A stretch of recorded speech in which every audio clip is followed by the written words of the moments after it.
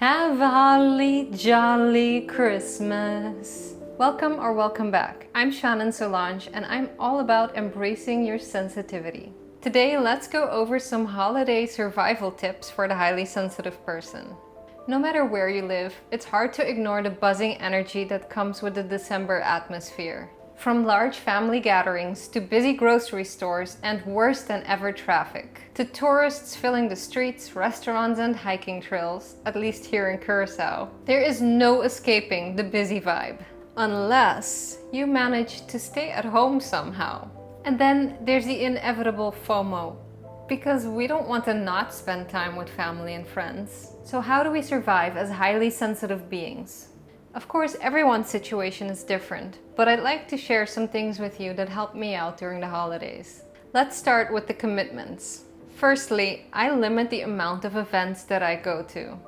1 or 2 commitments in December is all I can handle. And maybe it's an idea to take a more active role in the planning of the event, because that way you can ask for the quietest restaurant or maybe the quietest table at the restaurant in advance. I'm also known to arrive late and be the first to depart, because that way you spend just a little less time in the chaos and you can save some of your lovely energy. Or maybe you prefer to host it at your house, if that's an option.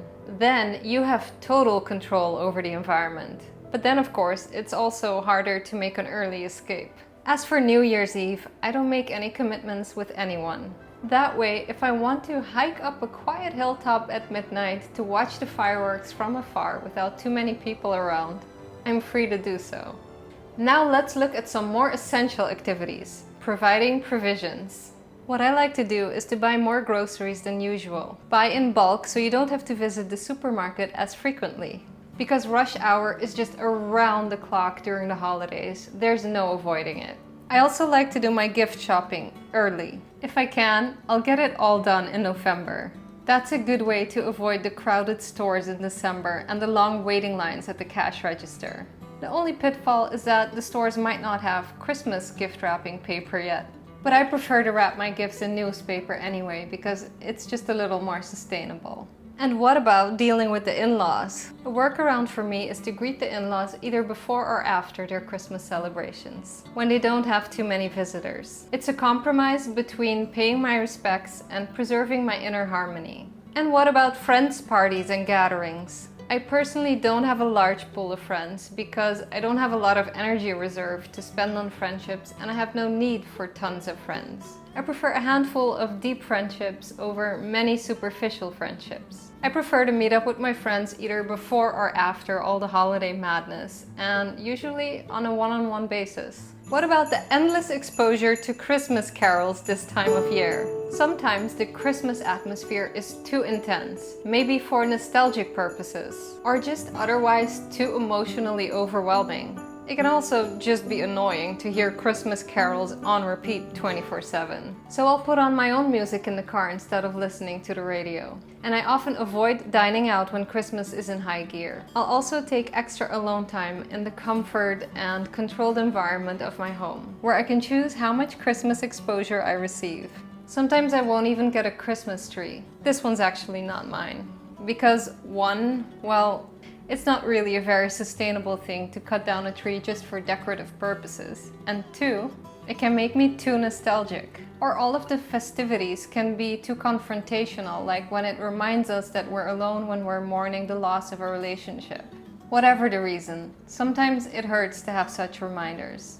Which is of course easier to avoid if you live alone and don't have any kids. Otherwise, you might choose to make the sacrifice to make other people happy, and that's okay too. Us HSPs are more resilient than we might think. Same goes for Christmas movies, by the way. I know they make some people happy, but they just don't have that effect on me. I'm not sure why, but they just get me very down. Then comes the January hangover. Even if you try your best to avoid the high that December brings. And to the HSP, it can literally feel like a mental high. Emotions run high, endorphins run wild, everything is magnified. Then in January, when the buzzing energy begins to fade, we feel this void. It can be so intense that it can feel like a massive depression. Step 1 is to be aware of it and recognize why it's happening. I live in the tropics, so I can't blame the winter for seasonal blues. I know that for me, it's because the energy around me affects me profoundly. Yeah, that rhymed. So I just braced for impact. I set myself up for success by planning some self-soothing activities early January. For me, what that looks like is a lot of reflection and reading time. I don't want to begin the new year running. I'd like to ease into it. I'm basically giving myself an adjustment period to get used to the shifting energy. Then when I'm feeling more steady, I'll shift the gear back up again. I'm very curious to hear about your holiday rituals as an HSP. Feel free to share your experience in the comments. And maybe you have some tips that can help others as well. Thanks for watching this video, and I wish you Merry, Mellow Holidays. Bong Pasko y fin de año. See you in 2023.